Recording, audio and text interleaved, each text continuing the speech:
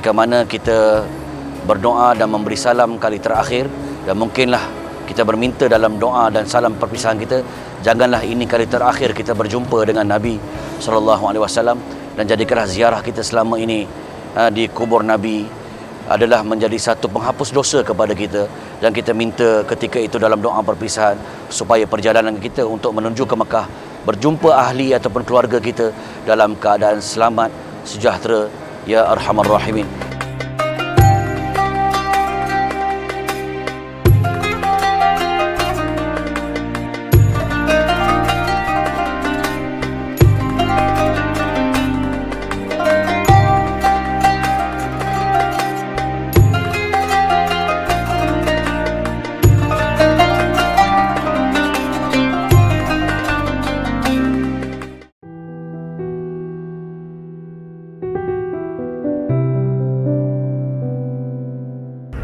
Kubah hijau yang kita saksikan, di bawahnya betul-betul terletak makam Nabi SAW, dan di sebelahnya terletak dua sahabatnya yang paling rapat, Khulafaur Rasyidin. Yang pertama Abu Bakar radhiyallahu anhu yang mengiringi Nabi dalam peristiwa hijrah, sahabat yang paling rapat. Yang keduanya adalah Khalifah Ar-Rasyidin yang kedua, iaitu Umar bin Al-Khattab, seorang yang garang pada jahiliahnya tetapi mengekalkan garangnya bukan untuk menentang Islam tetapi untuk membela Islam.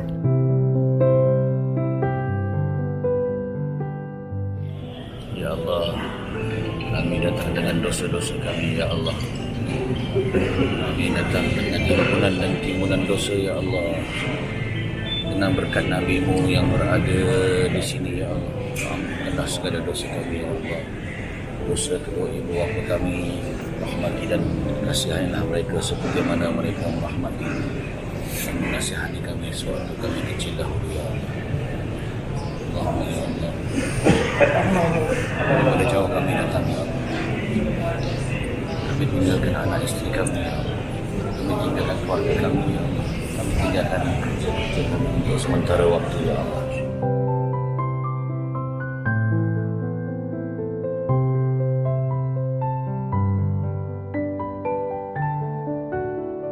Nabi SAW menyebut, man zarani fi qabri wajabat lahu syafaati. Sesiapa yang menziarah kubur aku, wajib bagi dia akan syafaatku pada hari kiamat. Tuan-tuan, bayangkan dalam pada hari kiamat yang manusia yang sebanyak ini pun, pada hari mahsyar nanti kita lebih banyak daripada apa yang kita saksikan, berhimpit-himpit manusia. Ketika itu kita betul-betul mendambakan dan meminta syafaat Nabi. La yashfa'u indahu illa bi'izni. Tidak siapa yang boleh memberikan syafaat melainkan dengan izinnya. Dan antara syafaat yang adalah syafaat Nabi. Yang ketika itu Nabi sendiri sujud ke arasy Allah, tidak bangun-bangun daripada sujudnya.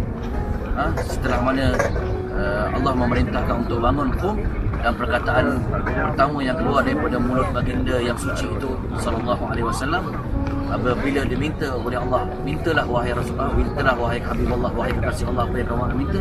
Dan ketika itu Nabi tidak menyebut tentang isterinya, tidak menyebut tentang dirinya, tidak menyebut tentang orang lain, tetapi menyebut tentang ummati, umatku, iaitu menyebut tentang kita semua, tuan-tuan.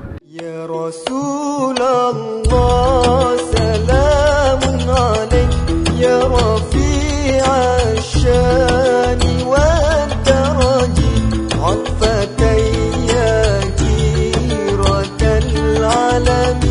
antara perkara yang sukar untuk ditahan adalah lelehan dan desiran air mata yang keluar mencurah-curah kerana memikirkan bahawa adakah ini kali terakhir kita dapat berjumpa dengan Nabi ataupun sebaliknya, dan adakah kita berpeluang kembali untuk berjumpa jasad yang sangat mulia yang kita rindukan ini, afdalul khalq sallallahu alaihi wa alihi wa baraka wasallam.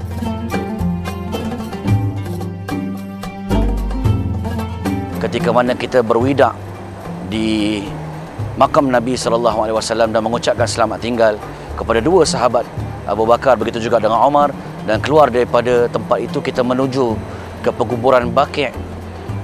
Ketika itu terdetik dalam diri kita bahawa orang-orang yang telah meninggalkan kita sebelum ini daripada Rasulullah, dua sahabat yang besar, isteri-isteri Nabi, anak-anak Nabi di penguburan Baqi', sahabat-sahabat yang besar, mereka mempunyai lifestyle dan cara hidup yang begitu dahsyat sehingga ditempatkan dan mati mereka dianggap sebagai husnul khatimah.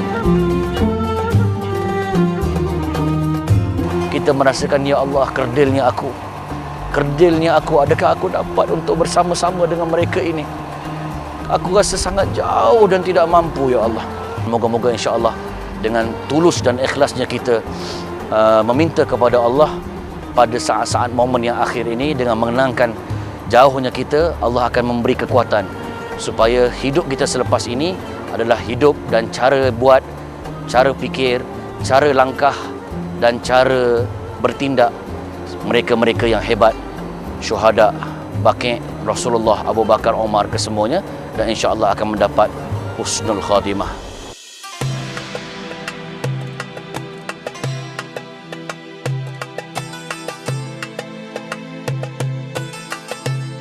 Tuan-tuan, projek perluasan Masjid Nabawi ini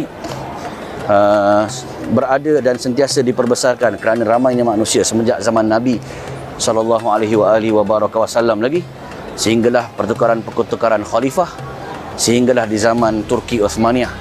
Kesemuanya ada perubahan demi perubahan, sehinggalah ke zaman Malik ataupun raja-raja di zaman Saudi Arabia inilah, kerajaan Ali Saud.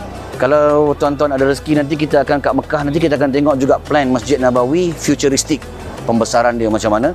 Hotel-hotel ini pun juga tuan-tuan akan dirobohkan sebahagiannya untuk projek pembesaran. Payung ini sebenarnya dia ada waktu kuncup dengan waktu buka dia. Tetapi pada musim cuaca yang terlampau panas ataupun sejuk, dia tak kuncup-kuncup, tuan-tuan. Sebab fungsinya dua lah. Satu untuk yang disebut sebagai penahan panas, dan yang kedua adalah untuk penahan angin juga, tuan-tuan.